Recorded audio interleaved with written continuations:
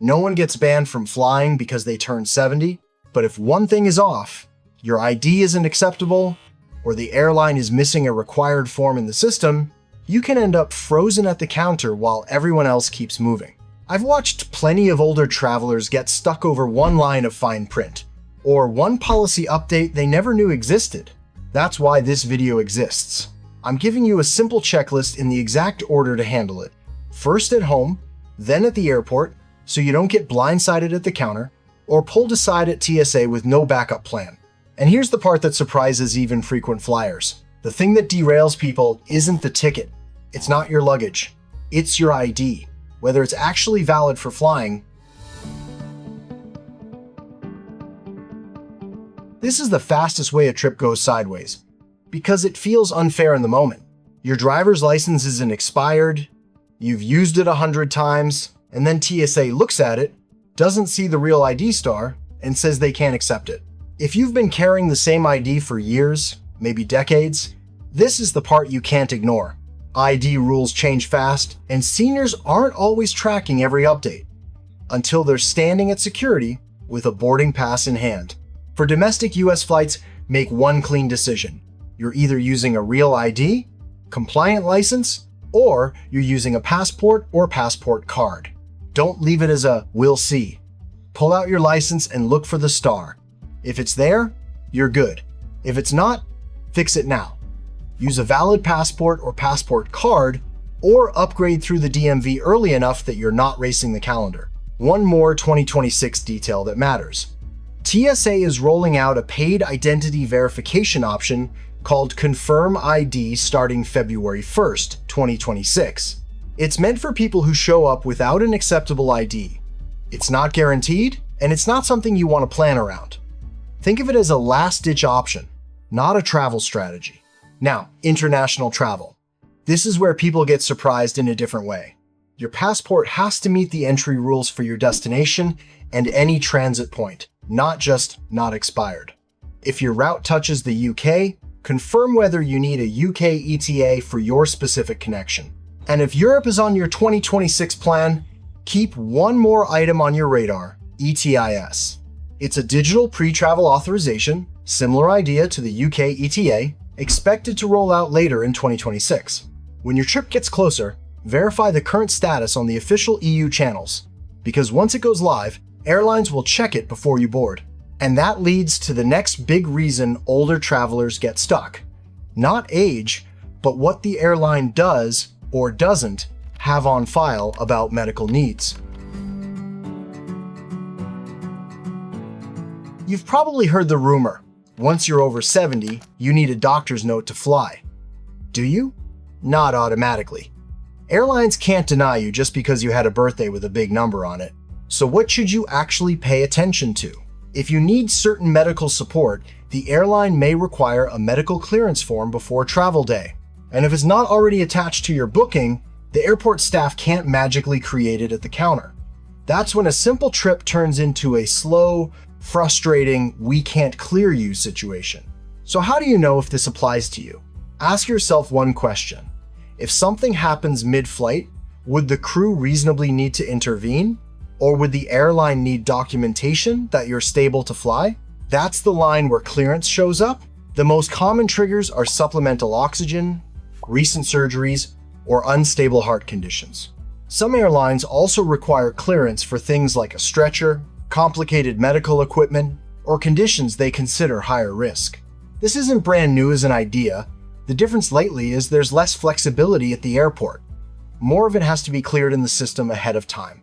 And yes, you'll hear the word MEDIF. That's a common name for the form, but not every airline calls it that. Delta might route you to a special services team.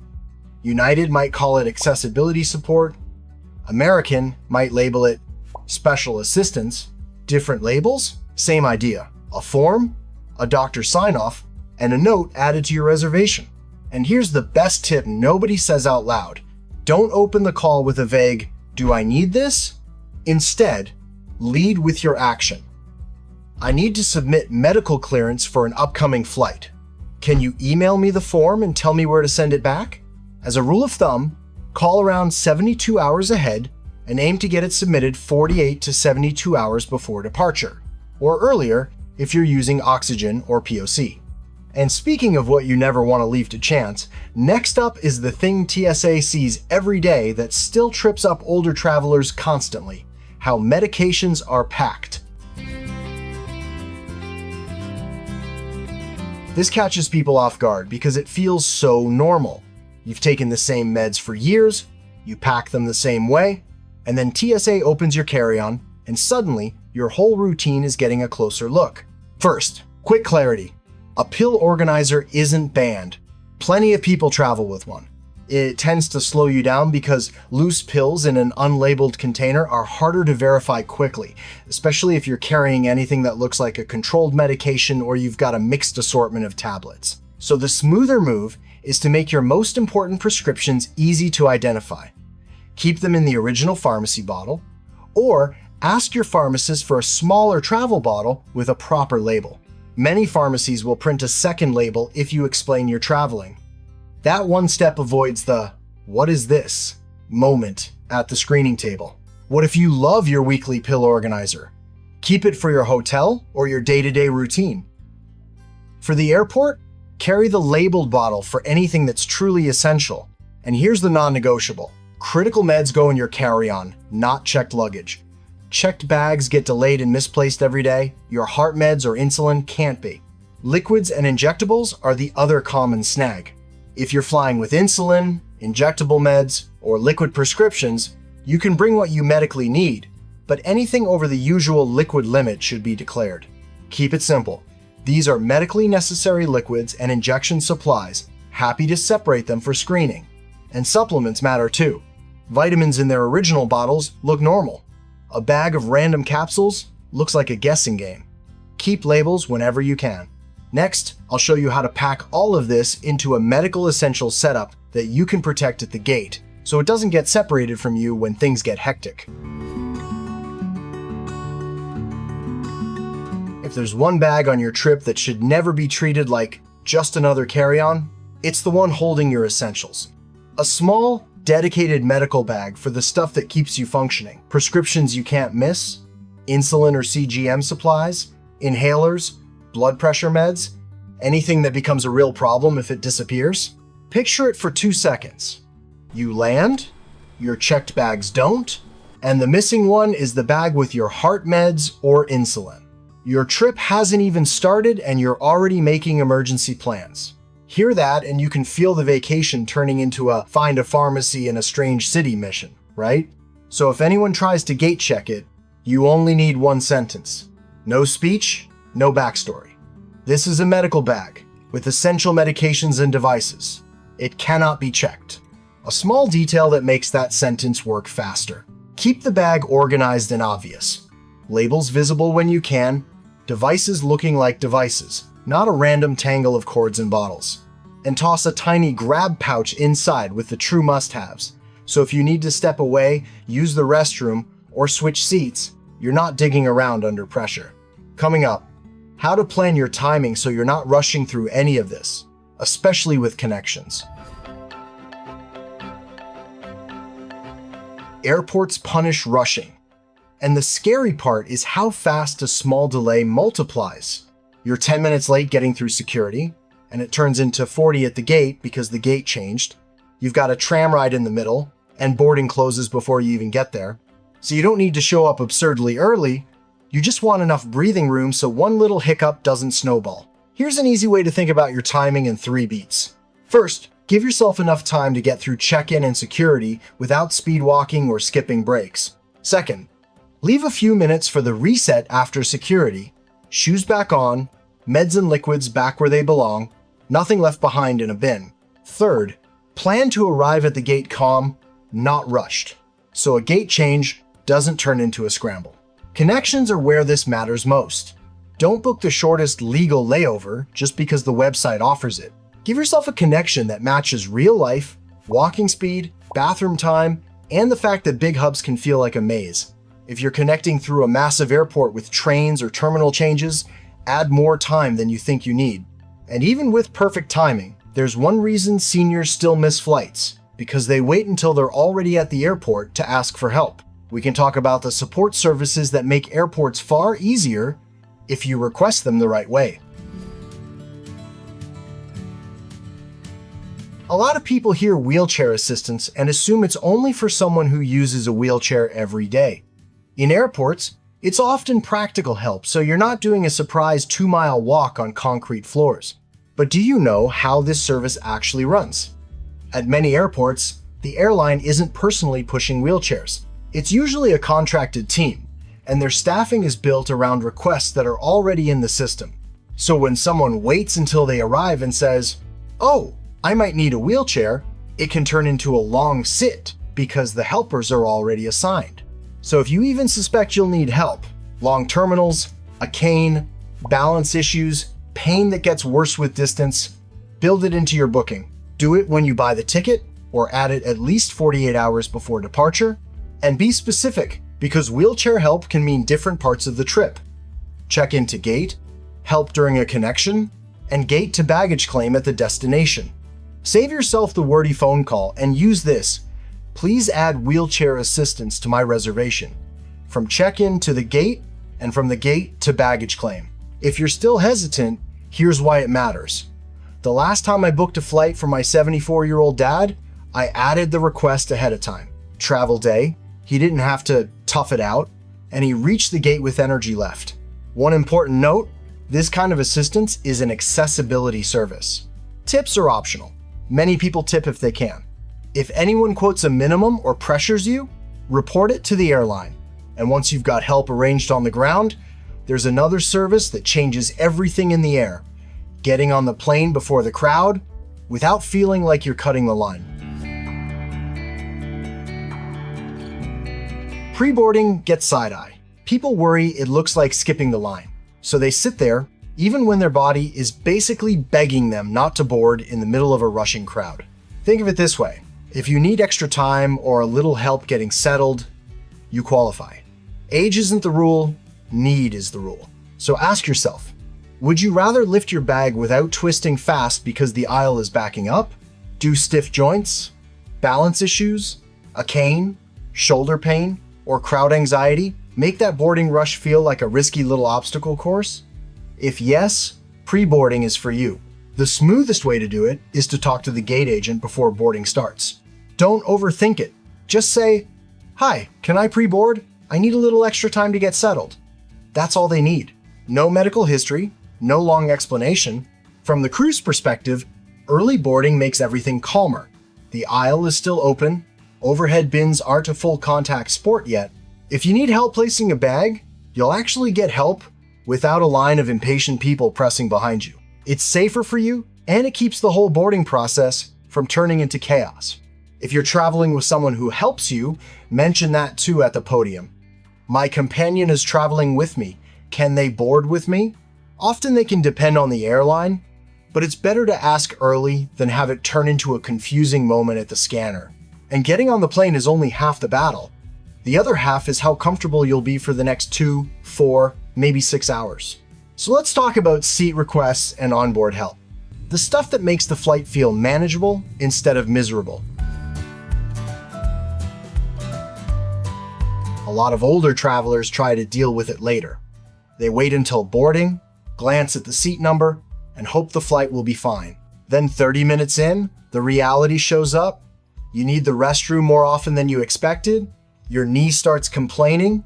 Your back tightens up, and climbing over people in a row seat becomes the worst part of the trip. So if you already know you'll need easier access, handle it early while the airline can still move pieces around. If you tend to use the restroom more, get stiff sitting too long, or you're managing arthritis, balance issues, a hip or knee that doesn't love tight spaces, an aisle seat isn't a luxury, it's a comfort and safety decision.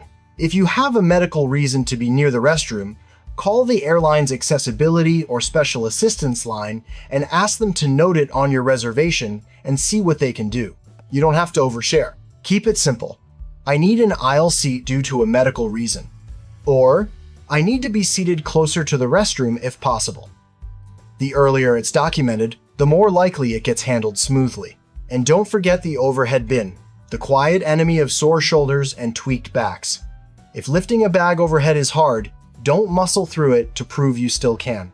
As you board, make quick eye contact with a flight attendant and say, "Hi, my shoulder's acting up. Could you help me get this up if you're able?"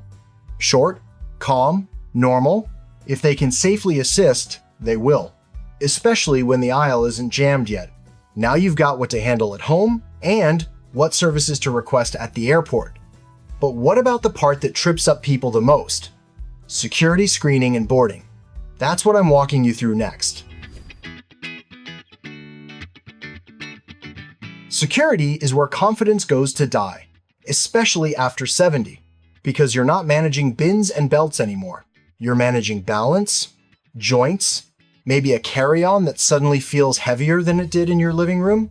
Honestly, I've watched a lot of older travelers struggle in silence at TSA, trying to untie shoes, steady themselves, juggle bins, while the line stacks up behind them. And it genuinely makes me feel bad, because most of the time, they're not doing anything wrong, they just don't know what they're allowed to ask for. That's why I want to make one thing crystal clear in this video. TSA actually has a few quiet supports built into the process. The catch is they're not always announced. You just need to know how to ask. Start with the age-based one that's easy to miss. If you're 75 or older, TSA guidance often allows you to keep your shoes on in standard screening. Nobody's guaranteed to remind you, so don't wait until you're already fumbling with laces. Say one calm sentence when it's your turn. "I'm 75. Am I okay to keep my shoes on?" Quick, polite, and it gives the officer a clear yes/no decision. If you're 70 to 74, you may not get that exact age-based perk, but you still have options. If security is the part that drains you most, TSA PreCheck can be a practical tool. Less bending, less unpacking, less rushing. It's not required. It's a stress reducer. And age aside, the bigger win is asking based on your body, not your birthday. If you're unsteady taking shoes off, if you need a moment to reorganize your bag, say it out loud before the conveyor belt turns into a rush job. Now, if you're traveling with a cane, walker, or wheelchair, TSA often adds an extra step that surprises people. And there's one specific phrase you can use to make sure you're handled safely. That's next. If you travel with a cane, walker, wheelchair, or scooter, expect TSA to give it a little extra attention. That doesn't mean they suspect you. It's simply part of the process now. They may swab the handles, scan parts of the device, or do an additional check for trace screening. It can feel personal when you're the one waiting, but it's routine. What matters is how you handle the moment, so you stay safe. If you can walk a few steps comfortably, TSA may ask you to step aside while the device is screened. No problem. Take your time. Ask for a handrail if you need it. There's no prize for moving fast, but if you can't stand safely, or stepping away from your chair or scooter puts you at risk, you don't have to do that. You can request to be screened while seated, and this is the phrase to use. "I need to be screened while seated due to a mobility limitation." That sentence does two things. It tells them exactly what you need, and it frames it as safety, not preference. Also, if you're traveling with a foldable walker or collapsible wheelchair, you can make screening faster by folding it before you reach the front, only if you can do it safely. If you can't, don't wrestle with it in the line. Ask for help. And if you ever feel like you're being pushed to do something that isn't safe, stand when you're unsteady, walk when you're dizzy, stay calm, and ask for a supervisor. Not to complain, but because supervisors are trained for accessibility situations and can reset the interaction quickly. If there's one takeaway from flying after 70 in 2026, it's that nobody is getting blocked because of age. The people who get stuck for three predictable reasons: the wrong ID, missing support paperwork on the reservation, or meds and medical devices that aren't set up in a way that's easy to clear and protect. And I want to hear from you. What's the hardest part of flying after 70 for you or for someone you help? Security, long walks, meds, boarding? Drop it in the comments, because I read them and I build future videos from real situations. If this helps, share it with a parent, a neighbor, a friend who's traveling soon. That one share can save someone from a ruined trip. And if you want to be more practical, calm like this, hit like, subscribe, and turn on notifications so you don't miss the next one.